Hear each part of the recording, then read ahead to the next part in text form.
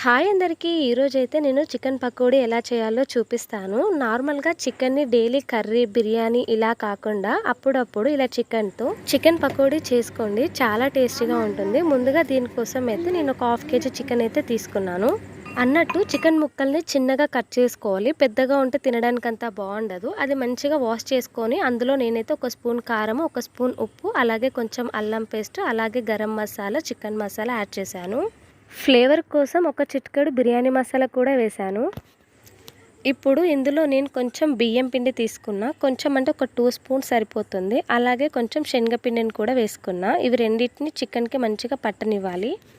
పట్టనిచ్చే ముందు కొంచెం నూనె యాడ్ చేసుకొని పట్టనివ్వండి. అప్పుడు అది ముక్కకి మంచిగా పట్టి మనం తింటున్నప్పుడు భలే టేస్ట్ వస్తాయి. ఇప్పుడు చికెన్ని అంతా ఒకసారి మంచిగా కలుపుకోండి. ఇలా కలుపుకోవడం ద్వారా ఏంటంటే అన్నీ ముక్కకి మంచిగా పడతాయి. లాస్ట్లో నేను కొద్దిగా కొత్తిమీరను పుదీనా కూడా యాడ్ చేశాను, జస్ట్ ఫ్లేవర్ కోసం అంతే. సో ఇప్పుడు ఇది వేయించుకోవడం కోసం అయితే ముక్కుట్లో కొద్దిగా ఆయిల్ పోసుకొని వేడి చేసుకోండి. ఆయిల్ మంచిగా హీట్ అయిన తర్వాత మనం కలుపుకున్న చికెన్ ముక్కల్ని ఒక్కొక్కటిగా వేస్తూ గోలనివ్వాలి. కొంచెం సేపటికి చికెన్ గోలిన తర్వాత ఇక్కడ నేను చూపిస్తున్న విధంగా కనిపిస్తున్నాయి. చూడండి, అన్ని ఈక్వల్ కలర్లో ఎంత మంచిగా గోలాయో చికెన్ ముక్కలు. ఎప్పుడైనా ఈవినింగ్ టైంలో ఇలా తినాలనిపిస్తే వేడివేడిగా ఇంట్లోనే ఈజీగా చేసుకోవచ్చు ఈ చికెన్ పకోడీ.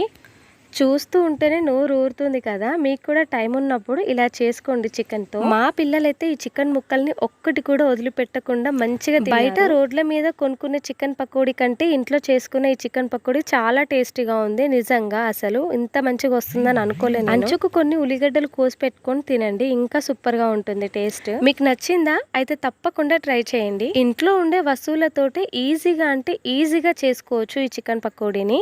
సో మీకు నచ్చినట్లయితే ప్లీజ్ నా ఛానల్ని సబ్స్క్రైబ్ చేసుకోండి.